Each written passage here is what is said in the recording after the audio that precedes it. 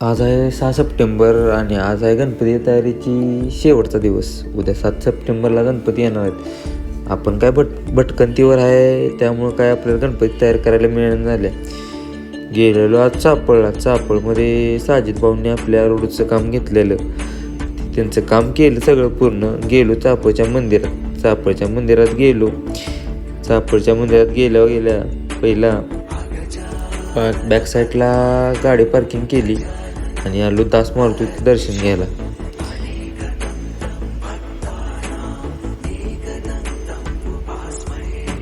दास मारुतीचं दर्शन घेतलं. त्यानंतर मी गेलो रामाचं दर्शन घ्यायला. रामाचं दर्शन घेतलं बघा. अशा प्रकारे रामाचं दर्शन घेतलं. रामाच्या मूर्त्या चेंज केलेल्या होत्या, म्हणजे नवीन मूर्त्या तिथं केलेल्या होत्या. त्यानंतर पाठीमागं आलो समाधीस्थळी आल्यानंतर समाधीच्या गुहेत उतरलो. छोटा रस्ता आहे, त्यामुळे जाता काही व्यवस्थित येत नव्हतं. तरी पण थोडंफार आत उतरलो. मग आलो बाहेर समाधीत. म्हणलं आपल्याला काय जायला येत नाही. त्यानंतर पाठीमाग गेलो. पाठीमाग साईडला आपला वीर मारुतीचं दर्शन घ्यायला गेलो. वीर मारुतीचं मंदिर जुनं आहे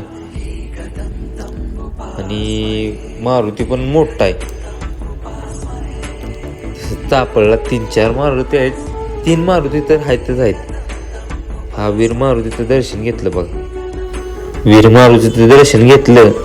त्यानंतर आपलं साजिद भाऊ आपल्याला माहिती सांगत होतं. चापळ येथे श्रीराम मंदिरापैकी हा वीर मारुतीचा तर श्रीराम मंदिर आहे बघा. श्रीराम मंदिरापाशी तिथं दास मारुती रामदास स्वामींनी स्थापन केलेलं. रामदास स्वामींनी 11 मारुतीपैकी 3 मारुती चापळमध्ये स्थापित केल्या. 3 मारुती चापळवरून आलो घरी.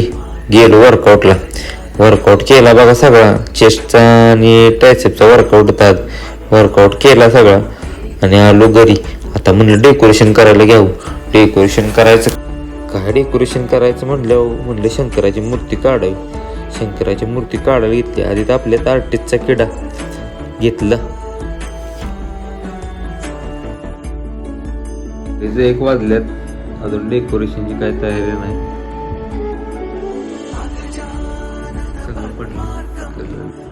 रात्रीचे 2 वाजल्यात. असं काहीतरी स्ट्रक्चर तयार झाले. अजून काही तयारी करणार नाही आमची.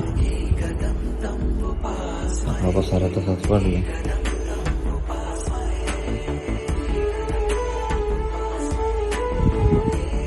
रात्रीचे 3 वाजलेत. एवढं झालं डेकोरेशन. बॅकग्राऊंड ऑलमोस्ट तयार आहे. थोडं पण टचअप करायची फक्त गरज. 3 वाजता सगळं आवरून झोपलो. मम्मीला म्हणलं आता तू कर टचअप बाकीचं. मम्मी म्हणली करतो. मम्मीनं बाकीचं टचअप केलं.